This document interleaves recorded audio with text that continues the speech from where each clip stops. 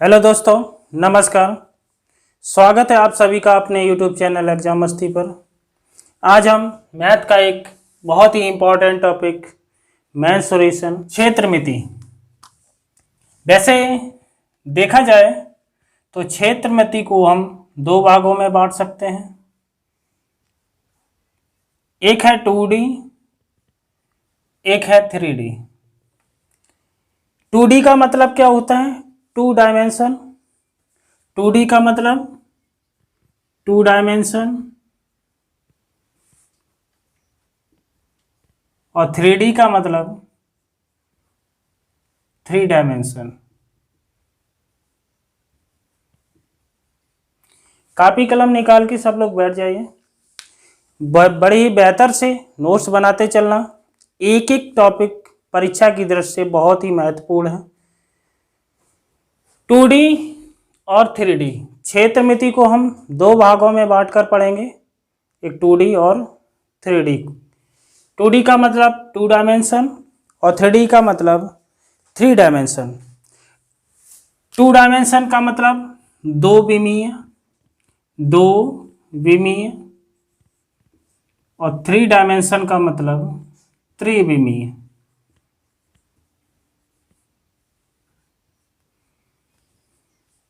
वैसे प्रत्येक स्टूडेंट इस चैप्टर को बहुत कठिन समझता है, लेकिन यदि समझा जाए, इसको बेहतर से समझा जाए तो इस चैप्टर में कुछ नहीं है। सिर्फ एक एक कॉन्सेप्ट को क्लियर करते जाना है, एक एक कॉन्सेप्ट को सीखते जाना है, बेहतर से नोट्स बनाना है आपको। क्षेत्रमिति, अब बात आई 2 डायमेंशन, दो विमीय आकृतियां और त्रिविमीय आकृतियां। दो विमीय आकृतियां कौन कौन होती हैं, जरा ध्यान से समझें। जिन आकृतियों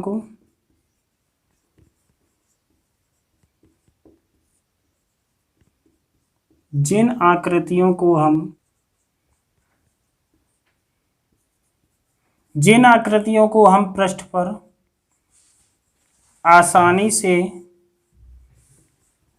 बना सकते हैं, उन्हें दो विमीय आकृति कहते हैं।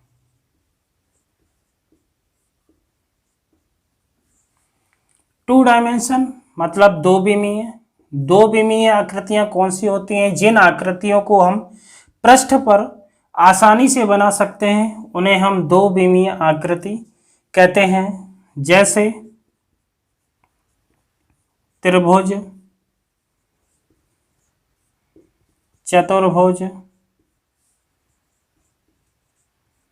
वृत्त, बाहुभुज आदि। मतलब दो विमीय आकृतियां वो आकृतियां होती हैं जिनको हम पृष्ठ पर आसानी से बना सकते हैं, उन्हें दो विमीय आकृति कहते हैं। जैसे त्रिभुज, चतुर्भुज, वृत्त, बहुभुज। अब त्रिविमीय कौन सी आकृतियां होती हैं? जिन आकृतियों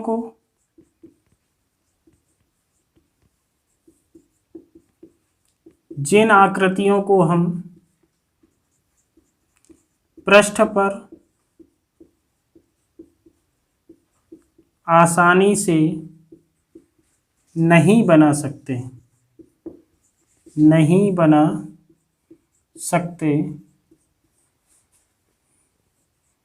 उन्हें त्रिविमीय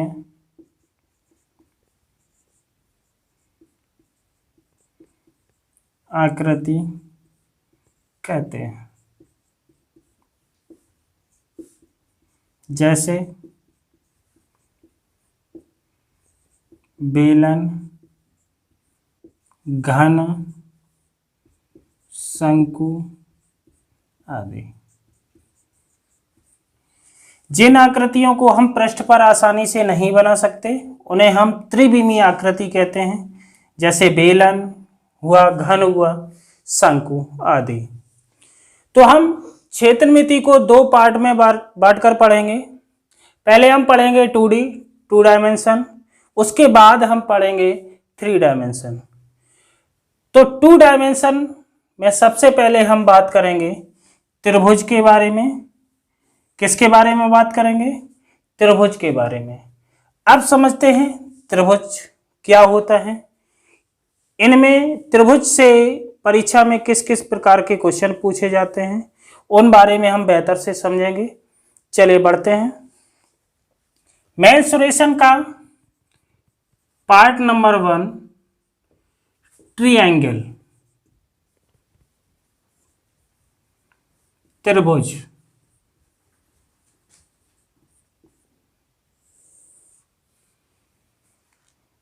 त्रिभुज क्या होता है? त्रिभुज क्या होता है? अगर परिभाषा पूछी जाए त्रिभुज की तो त्रिभुज क्या होता है कि 3 भुजाओं से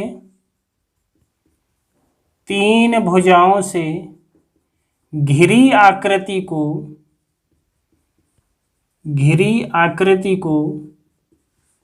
त्रिभुज कहते हैं।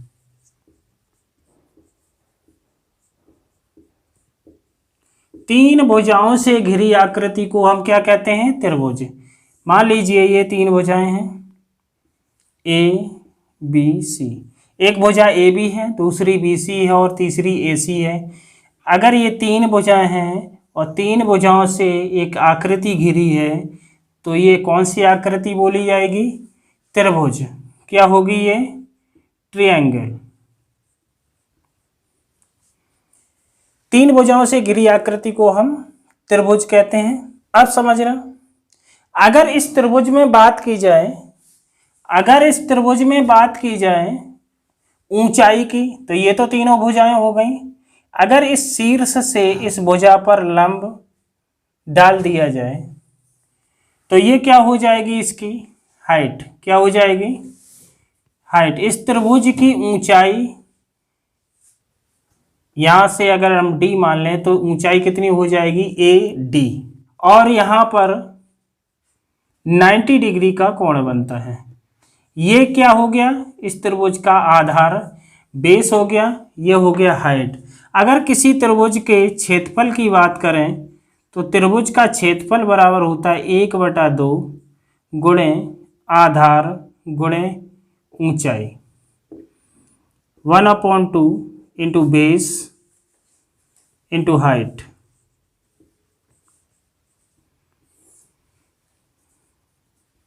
अगर ट्रायंगल की एरिया की बात करें तो फार्मूला बनता है 1/2 बेस इंटू हाइट। 1/2 गुणे त्रिभुज, 1/2 गुणे आधार गुणे ऊंचाई। चलिए आगे समझते हैं हम त्रिभुज का परिमाप।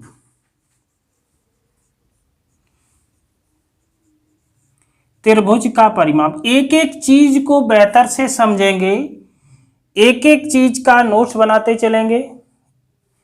त्रिभुज का परिमाप क्या होता है? यदि त्रिभुज के परिमाप की बात करें तो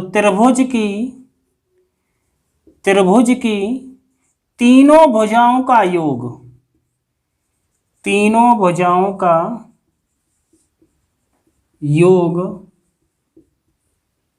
योग ही त्रिभुज का परिमाप कहलाता है।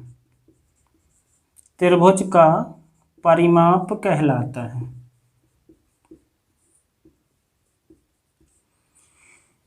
त्रिभुज का परिमाप, त्रिभुज की तीनों भुजाओं का योग ही त्रिभुज का परिमाप कहलाता है। या दूसरी तरह से हम समझें तो त्रिभुज की जो लंबाई होती है, बाहरी लंबाई, या इस दूरी को क्या कहते हैं? हम त्रिभुज का परिमाप कहते हैं। अब बात करें त्रिभुज का क्षेत्रफल क्या होता है। जो एरिया हम निकालते हैं वो होता क्या है? त्रिभुज का क्षेत्रफल। एक एक चीज को बेहतर से समझेंगे। त्रिभुज का क्षेत्रफल किसी भी आकृति जो त्रिभुजाकार आकृति हो, किसी भी आकृति द्वारा घिरे क्षेत्र के अंदर के भाग को क्षेत्रफल मतलब एरिया कहते हैं। किसी भी आकृति द्वारा घिरे क्षेत्र के अंदर के भाग को क्षेत्रफल या एरिया कहते हैं। यदि त्रिभुज है तो त्रिभुजाकार आकृति द्वारा घिरे क्षेत्र के अंदर के भाग को हम क्या कहते हैं? क्षेत्रफल कहते हैं। चलिए, आशा करते हैं एक एक कॉन्सेप्ट आपको बेहतर से समझ में आ रहा होगा। बढ़ते हैं हम आगे। यदि कोई त्रिभुज इस प्रकार से है ए बी सी, यदि इस शीर्ष से इस भुजा पर लंब डाल दिया जाए तो हाइट ये हो जाएगी। यदि इस शीर्ष से इस भुजा पर लंब डाल दिया जाए तो हाइट ये हो जाएगी। अगर इस शीर्ष से इस भुजा पर लंब डाल दिया जाए तो हाइट ये हो जाएगी। सभी जगह 90 डिग्री का कोण बनेगा। यहाँ पर अगर मान लें पी क्यू आर, तो अगर इस त्रिभुज के क्षेत्रफल की बात करें, त्रिभुज का क्षेत्रफल बराबर होता है 1/2 गुणे आधार गुणे ऊंचाई। तो 1/2, अगर हम इस शीर्ष ए शीर्ष से ये जो डाला गया लंब है इसको ऊंचाई माने तो बेस हमारा कौन सा हो जाएगा? BC। आधार कौन सा हो जाएगा? BC। और हाइट हमारी कौन सी हो जाएगी? AP। यदि हम इस भुजा से जो लंब डाला गया है, इस शीर्ष से जो लंब डाला गया है इस भुजा पर, इसको अगर हम ऊंचाई मान लें, हाइट मान लें, तो बेस ये हो जाएगा AC। तो क्षेत्रफल हो जाएगा 1/2 गुणे AC गुणे ऊंचाई कितनी हो जाएगी? BQ।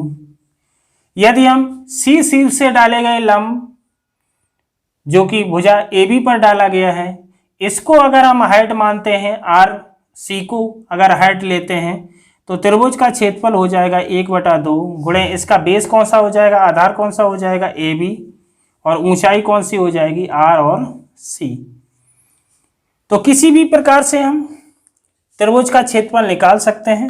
अगला पॉइंट हम समझते हैं।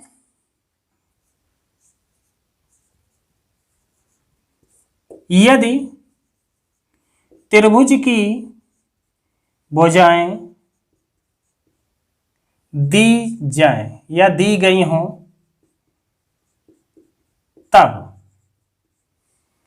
यदि त्रिभुज की भुजाएं दी जाएं तब क्या करेंगे? सबसे पहले हम अर्ध परिमाप निकालेंगे।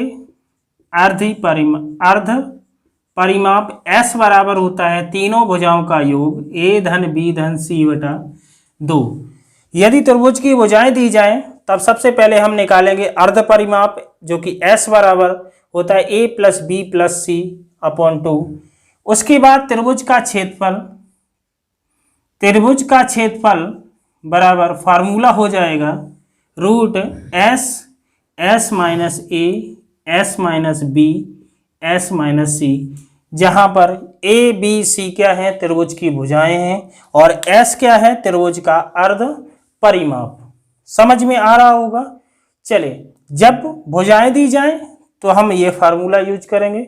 और एक बात समझे, इससे भी निकाल सकते हैं। यदि आधार और ऊंचाई पता है तो एरिया हम त्रिभुज का इस फार्मूले से भी, जो हम आपको बता चुके हैं, 1/2 बेस इंटू हाइट, इससे भी हम एरिया निकाल सकते हैं।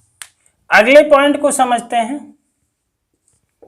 यदि त्रिभुज समबाहु हो, कैसा हो? समबाहु त्रिभुज हो। समबाहु का मतलब होता है सम मतलब बराबर या समान, बाहु माने भुजाएं।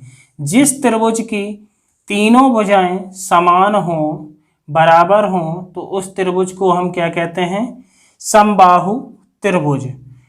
यदि समबाहु त्रिभुज दिया जाए तो हम समबाहु त्रिभुज का परिमाप कैसे निकालेंगे? परिमाप बराबर होता है, यदि इसकी भुजा ए दी जाए, क्योंकि तीनों भुजाएं बराबर हैं तो ए हो जाएगा। यदि परिमाप की बात करें तो परिमाप क्या मैंने बताया था, तीनों भुजाओं का योग ए प्लस ए क्या हो जाएगा 3a, या हम इस प्रकार समझें 3 गुणे भुजा बराबर 3a। यदि इसके जो समबाहु त्रिभुज है इसके क्षेत्रफल की बात करें, एरिया की बात करें, तो एरिया इक्वल टू होता है √3/4 गुणे भुजा स्क्वायर। समबाहु त्रिभुज का क्षेत्रफल बराबर √3/4 इंटू भुजा का स्क्वायर। अगर इसके हम ऊंचाई की बात करें, समबाहु त्रिभुज की ऊंचाई बराबर फार्मूला होता है √3/2 गुणे भुजा, √3/2 गुणे भुजा। समबाहु त्रिभुज का परिमाप होता है 3 गुणे भुजा, क्षेत्रफल होता है मतलब एरिया √3/4 गुणे भुजा का स्क्वायर, और ऊंचाई होती है √3/2 गुणे भुजा। एक बात और समझ लें, इस समबाहु त्रिभुज का क्षेत्रफल हम एक और फार्मूले से निकाल सकते हैं, जो कि हम आपको बता चुके हैं पहले ही। उस सूत्र का नाम है हीरोन का सूत्र। हीरोन का सूत्र कौन सा? हीरोन का। हीरोन के सूत्र से कोई किसी भी त्रिभुज का क्षेत्रफल हम निकाल सकते हैं यदि भुजाएं ज्ञात हो। तो एरिया इक्वल टू होता है S minus A, S minus B, S minus C, जहाँ पर S बराबर होता है, मैंने पहले ही बताया था आपको, S बराबर क्या होता है A plus B plus C/2। S क्या है? अर्ध परिमाप है, और ABC क्या है? त्रिभुज की भुजाएं हैं। लेकिन यहाँ पर A बराबर, B बराबर और C बराबर यही एक ही भुजा लेंगे तो भी इस सूत्र से भी इस त्रिभुज का क्षेत्रफल निकाला जा सकता है। बाकी का समबाहु त्रिभुज के अगर फार्मूले से निकालोगे तो परिमाप बराबर 3 गुणे भुजा, क्षेत्रफल बराबर √3/4 गुणे भुजा स्क्वायर, ऊंचाई बराबर √3/2 गुणे भुजा। अगले पॉइंट की अगर हम बात करें तो यहाँ पर हम लेते हैं समद्विबाहु त्रिभुज। समद्विबाहु त्रिभुज, इसका मतलब है सम मतलब बराबर, द्वि माने 2, बाहु माने भुजाएं। जिस त्रिभुज की 2 भुजाएं बराबर हो उसे हम समद्विबाहु त्रिभुज कहते हैं। अगर डेफिनेशन की बात आए तो लिखते हैं जिस त्रिभुज की या जिस आकृति की 2 भुजाएं समान हो उसे हम समद्विबाहु त्रिभुज कह सकते हैं, जिस त्रिभुज की 2 भुजाएं बराबर हो। अगर हम इसके परिमाप की बात करें, मतलब अगर ये त्रिभुज है कोई, इसकी A भुजा है, ये A भुजा है, ये B है, 2 भुजाएं बराबर हैं, तो ये कैसा हो गया? समद्विबाहु त्रिभुज हो गया। अगर इसकी हम परिमाप की बात करें तो परिमाप बराबर क्या होता है, मैंने बताया था त्रिभुज का परिमाप बराबर तीनों भुजाओं का योग। तो तीनों भुजाएं कौन कौन हो जाएंगे? A प्लस B, मतलब 2A प्लस B। इस त्रिभुज की भुजाएं, इस त्रिभुज का परिमाप क्या हो जाएगा? 2A plus B। यदि इस त्रिभुज के क्षेत्रफल की बात करें, समद्विबाहु त्रिभुज के एरिया की बात करें, अगर इसके क्षेत्रफल की बात करें तो फार्मूला हमारा बन जाएगा B/4 √4A² माइनस B²। समद्विबाहु त्रिभुज के क्षेत्रफल का फार्मूला होता है B/4 असमान भुजा बटे 4 रूट में 4 इंटू समान भुजा का स्क्वायर माइनस असमान भुजा का स्क्वायर। या फिर हीरोन के सूत्र से भी हम इस त्रिभुज का क्षेत्रफल निकाल सकते हैं। हीरोन के सूत्र से, हीरोन के सूत्र से भी हम इस त्रिभुज का एरिया निकाल सकते हैं। एक बात और समझ लें इसमें, यदि इस शीर्ष से किसी भी समद्विबाहु त्रिभुज में, किसी भी समद्विबाहु त्रिभुज में किसी शीर्ष से डाला गया लंब, किसी शीर्ष से डाला गया लंब उस भुजा को 2 समान भागों में बांटता है। किसी भी समद्विबाहु त्रिभुज में शीर्ष से डाला गया लंब आधार को 2 बराबर भागों में बांटता है। अब हम समझते हैं समकोण त्रिभुज के बारे में। समकोण त्रिभुज के बारे में, समकोण त्रिभुज का परिमाप और क्षेत्रफल कैसे निकाला जा सकता है, फार्मूले देखते हैं। समकोण त्रिभुज का मतलब जिस त्रिभुज का एक कोण 90 अंश का हो तो उसको हम कहते हैं समकोण त्रिभुज। समकोण त्रिभुज में ये होता है लंब, ये होता है आधार और इसको कहते हैं कर्ण। समकोण त्रिभुज में यदि हम क्षेत्रफल की बात करें, समकोण त्रिभुज, समकोण त्रिभुज में यदि हम क्षेत्रफल की बात करें तो क्षेत्रफल मतलब एरिया इक्वल टू होता है 1/2 गुणे बेस इंटू हाइट, मतलब 1/2 गुणे आधार गुणे ऊंचाई। एक और चीज समझ लें, यदि मान लीजिए दो भुजाएं आपको पता हो, ये जैसे आधार गुणे ऊंचाई है, यदि आधार ना दिया जाए, लंब और कर्ण दे दिए जाए, ऊंचाई और कर्ण दे दिया जाए, तो हम क्या करेंगे, मुझे सबसे पहले आधार निकालना होगा। तो यहाँ पर एक फार्मूला होता है, एक प्रमेय होती है जिसे हम कहते हैं पाइथागोरस की प्रमेय। पाइथागोरस की प्रमेय, ये प्रमेय क्या होती है, फार्मूला इसका होता है कर्ण पर बना वर्ग शेष दो भुजाओं के वर्गों के योग के बराबर होता है। मतलब कर्ण का स्क्वायर बराबर आधार का स्क्वायर प्लस लंब का स्क्वायर, आधार का स्क्वायर प्लस लंब का स्क्वायर। इससे अगर कर्ण निकालना हो तो निकल आएगा।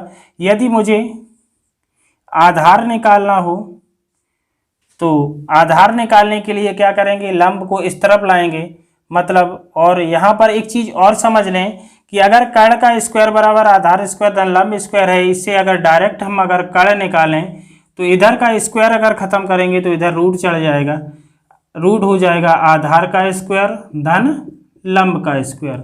यदि हम यहाँ पर आधार निकालें तो लंब को इधर लाना होगा, रूट में क्या हो जाएगा, कर्ण का स्क्वायर माइनस लंब का स्क्वायर।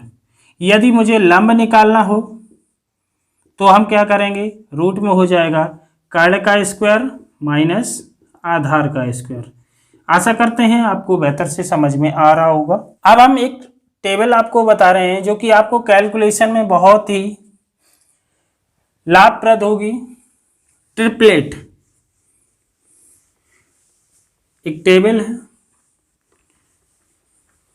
उसको आप बना लीजिए।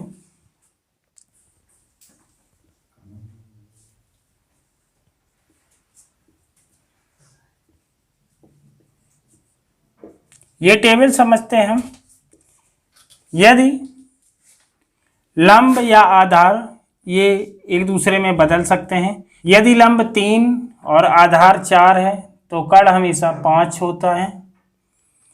मतलब अभी मैंने आपको फार्मूला बताया था पाइथागोरस की प्रमेय, कर्ण पर बना वर्ग शेष दो भुजाओं के वर्गों के योग के बराबर होता है। 5 का स्क्वायर 25 होगा, 4 का स्क्वायर 16, 3 का स्क्वायर 9, 16 9 कितने होते हैं 25, तो 25 का वर्गमूल कितना आएगा 5। यदि लंब 3 है आधार 4 है, इधर आधार 4 या लंब इधर अदल बदल सकते हैं, लेकिन कर्ण हमेशा एक ही रहता है। यदि लंब 3 है और आधार 4 है तो कर्ण 5 होगा। यदि लंब 6 है आधार 8 है तो कर्ण 10 होगा। यदि लंब 5 है आधार 12 है तो कर्ण 13 होगा। यदि लंब 10 है और आधार आपका 24 है तो कर्ण 26 होगा। यदि ये 7 है, ये 24 है तो ये 25 होगा। 12 है और ये 9 है तो ये 15 होगा। यदि ये 8 है और ये 15 है तो ये 17 होगा। तो ये टेबल आप याद कर लेना। जब भी 3 4, यदि लंब आधार दोनों 3 और 4 हैं तो कर्ण हमेशा 5 होगा। यदि 6 और 8 है तो 10 होगा, 5 और 12 हैं तो 13 होगा, 10 और 24 हैं तो 26 होगा, 7 और 24 हैं तो 25 होगा, 12 और 9 है तो 15 होगा, 8 या 15 है तो 17 होगा। इस वीडियो में मैंने आपको त्रिभुज के बहुत ही महत्वपूर्ण जो भी इम्पोर्टेंट फार्मूले बन सकते हैं वो मैंने बेहतर से समझाए। अगले पार्ट में हम प्रश्न लेकर आएंगे सीधा सीधा आप समझेंगे क्वेश्चन कितने स्पीड से सॉल्व होता है।